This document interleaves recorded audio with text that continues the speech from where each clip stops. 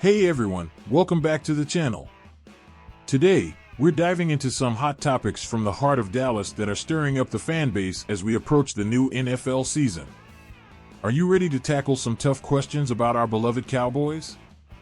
We're looking at the battle for the tight end 3 spot and examining the shifts in our running game strategy, vital discussions as we gear up for the season. Plus, we've got some intriguing news about backup quarterback Cooper Rush that might just shake up our roster dynamics. Before we jump into all that, just a quick reminder, if you haven't already, please subscribe to our channel and hit that notification bell. Your support is crucial as we aim to reach our goal of 9,000 subscribers. Every like, comment, and share not only fuels our discussion but also helps us grow and bring you even more of the content you love. Now, let's get into it. Which tight end will claim the 3rd spot? How will our running game adapt to past challenges? And what's the deal with the quarterback situation as we look towards the future? Stick around as we break down these questions, and don't forget to drop your thoughts and predictions in the comments below. Let's kick things off right now.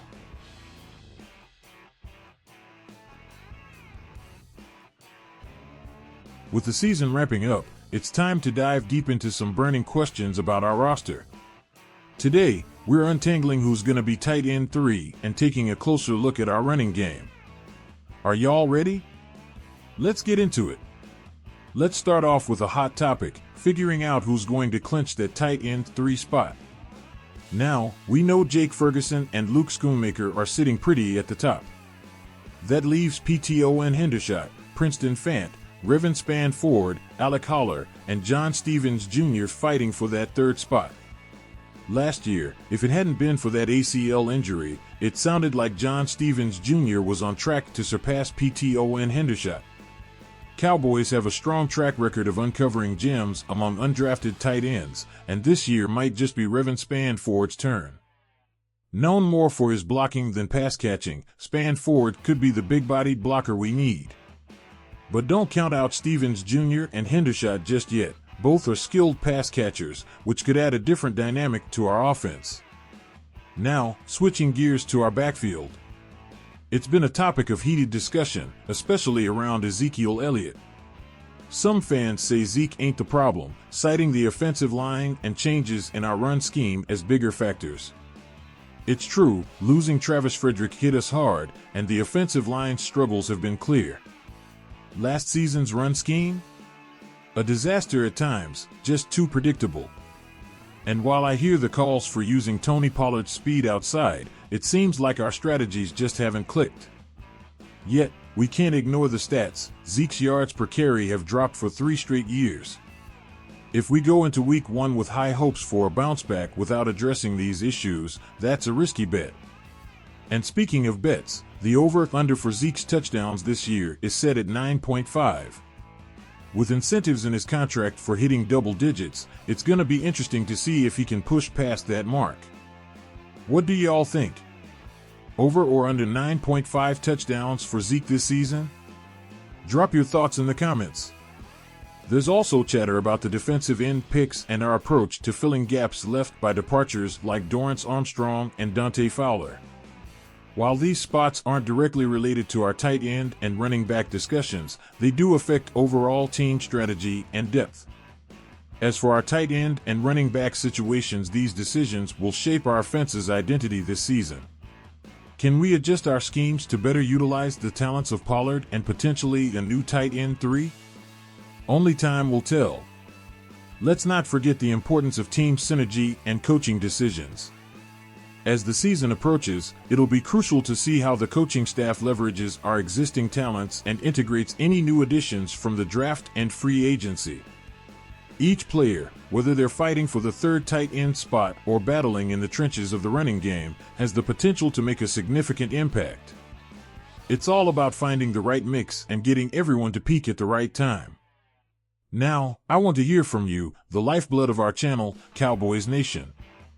Who are your dark horse candidates for the tight end and running back positions? Who do you think will surprise us this year? And what are your predictions for the upcoming season? Your insights and support fuel our discussions here, and they help us all stay connected to the team we love. Plus, your engagement helps us tailor our content to what you care about the most. And remember, football isn't just a game of physical toughness, it's also a game of mental strategy and adaptability.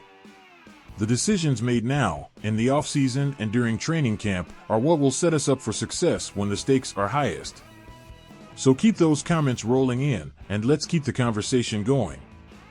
Whether it's debating the potential of our tight ends or dissecting our running game strategies, your voice matters.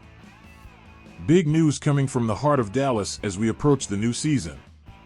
The buzz is that Cooper Rush, a trusted backup quarterback who's been with the Cowboys for 7 seasons, might be on the chopping block.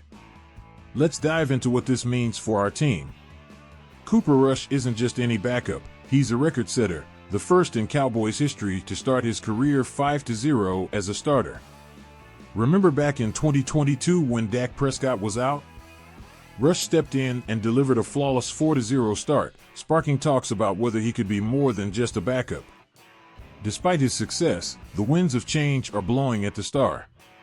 At age 30, Rush is seen as reliable but not a contender for the QB1 spot, which remains firmly in the hands of Dak Prescott.